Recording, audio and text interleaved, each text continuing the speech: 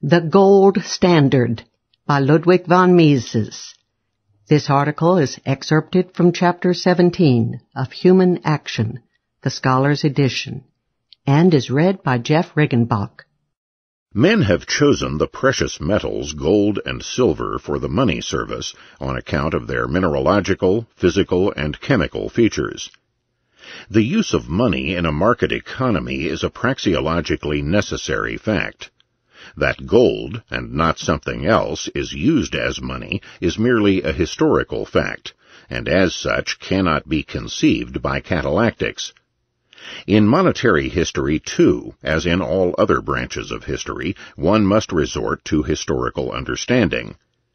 If one takes pleasure in calling the gold standard a barbarous relic, one cannot object to the application of the same term to every historically determined institution. Then the fact that the British speak English, and not Danish, German, or French, is a barbarous relic too, and every Briton who opposes the substitution of Esperanto for English is no less dogmatic and orthodox than those who do not wax rapturous about the plans for a managed currency. The demonetization of silver and the establishment of gold monometallism was the outcome of deliberate government interference with monetary matters. It is pointless to raise the question concerning what would have happened in the absence of these policies, but it must not be forgotten that it was not the intention of the governments to establish the gold standard. What the governments aimed at was the double standard. They wanted to substitute a rigid government-decreed exchange ratio between gold and silver for the fluctuating market ratios between the independently coexistent gold and silver coins. The monetary doctrines underlying these endeavors misconstrued the market phenomena in that complete way in which only bureaucrats can misconstrue them. The attempt to create a double standard of both metals, gold and silver, failed lamentably. It was this failure which generated the gold standard. The emergence of the gold standard was the manifestation of a crushing defeat of the governments and their cherished doctrines. In the 17th century, the rates at which the English government tariffed the coins overvalued the guinea with regard to silver, and thus made the silver coins disappear. Only those silver coins which were much worn by usage, or in any other way defaced or reduced in weight, remained in current use. It did not pay to export and to sell them on the bullion market. Thus England got the gold standard against the intention of its government. Only much later, the laws made the de facto gold standard a de jure standard. The government abandoned further fruitless attempts to pump silver standard coins into the market and minted silver only as subsidiary coins with a limited legal tender power. These subsidiary coins were not money, but money substitutes.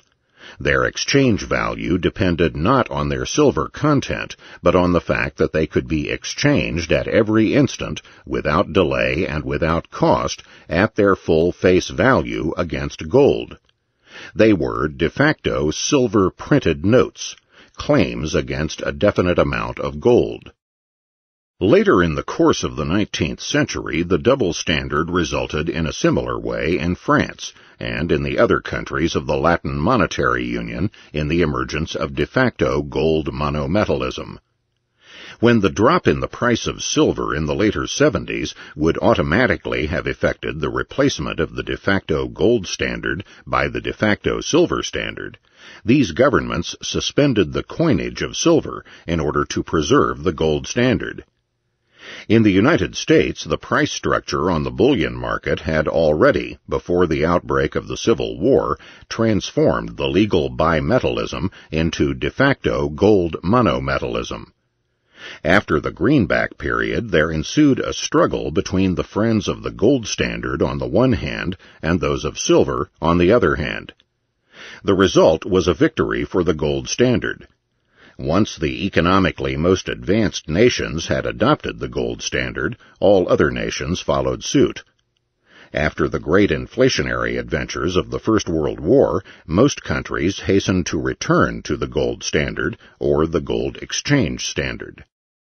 The gold standard was the world standard of the age of capitalism, increasing welfare, liberty, and democracy, both political and economic.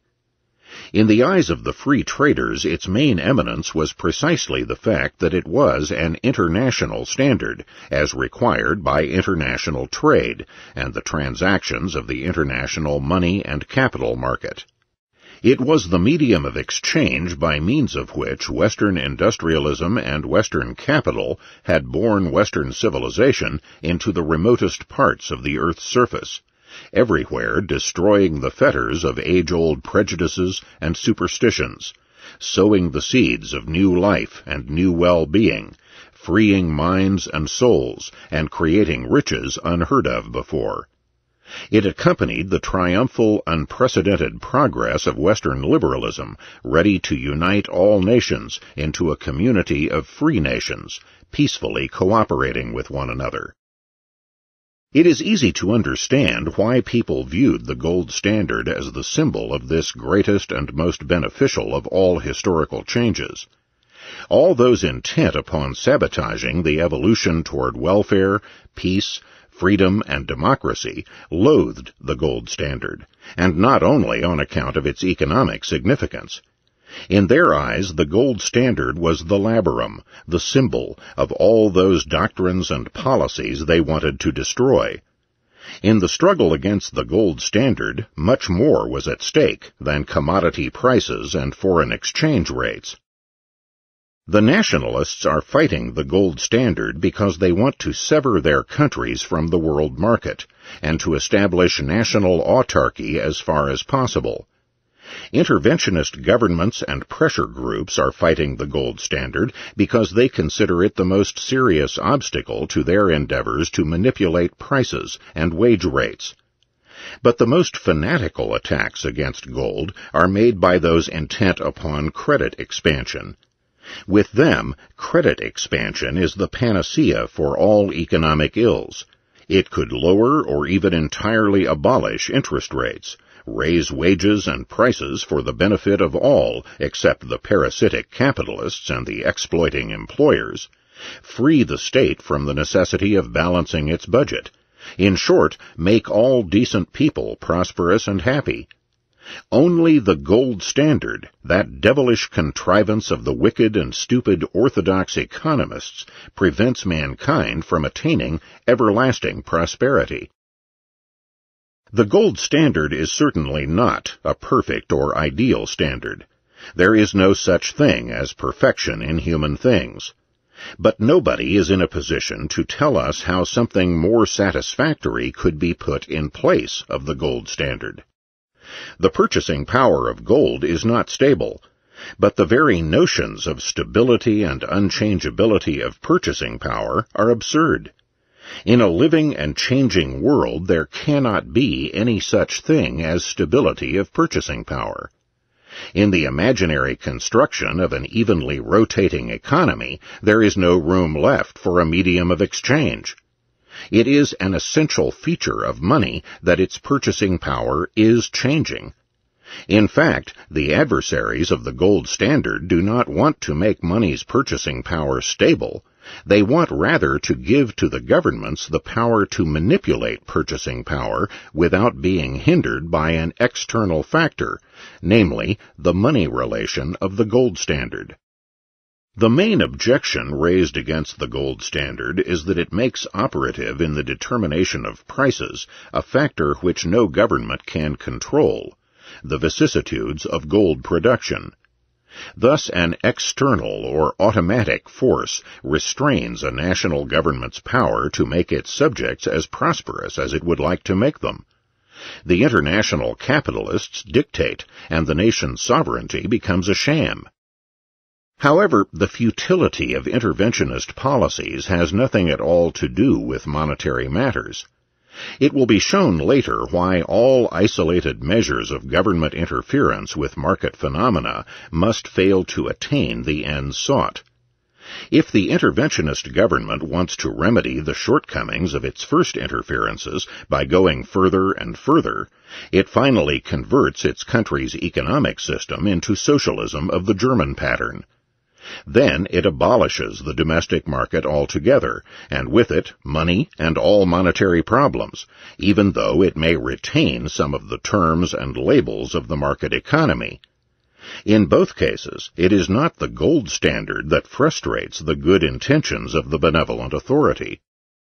The significance of the fact that the gold standard makes the increase in the supply of gold depend upon the profitability of producing gold is, of course, that it limits the government's power to resort to inflation.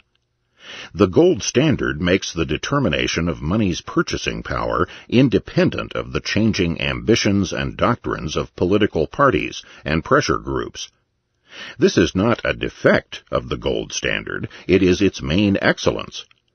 Every method of manipulating purchasing power is by necessity arbitrary. All methods recommended for the discovery of an allegedly objective and scientific yardstick for monetary manipulation are based on the illusion that changes in purchasing power can be measured. The gold standard removes the determination of cash-induced changes in purchasing power from the political arena. Its general acceptance requires the acknowledgment of the truth that one cannot make all people richer by printing money. The abhorrence of the gold standard is inspired by the superstition that omnipotent governments can create wealth out of little scraps of paper. It has been asserted that the gold standard, too, is a manipulated standard.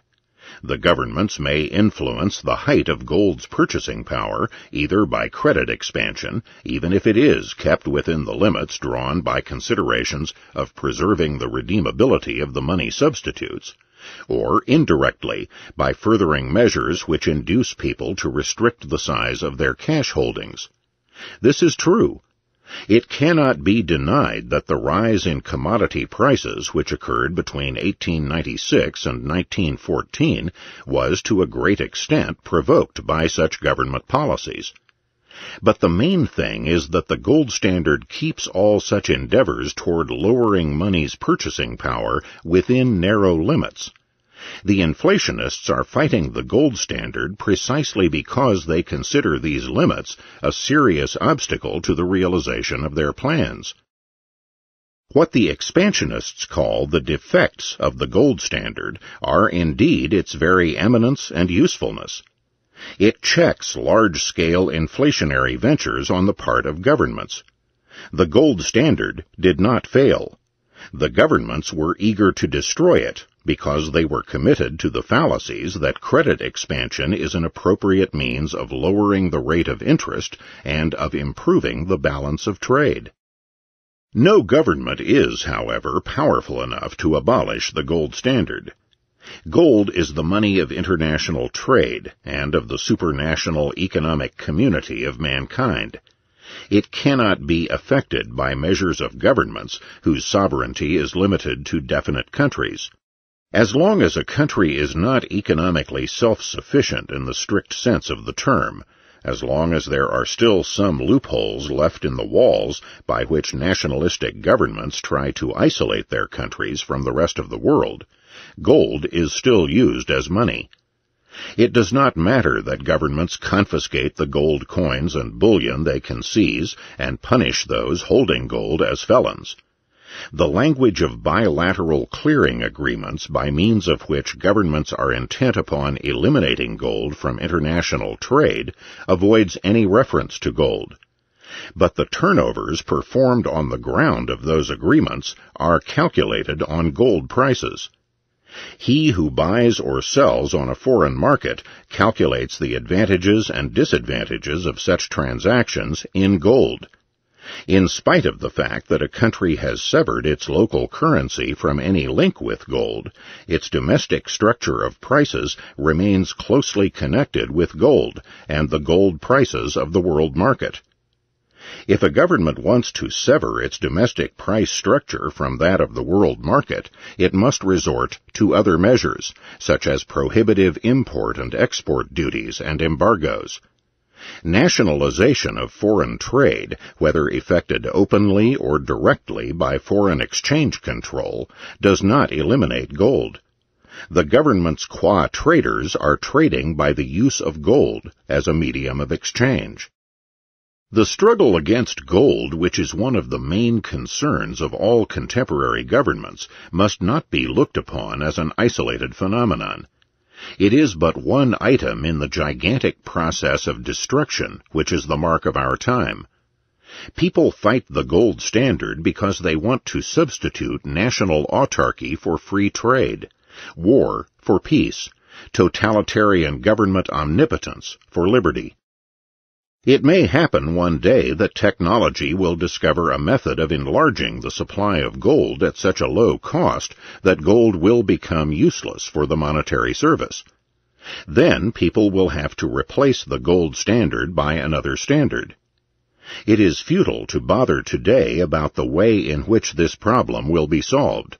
We do not know anything about the conditions under which the decision will have to be made.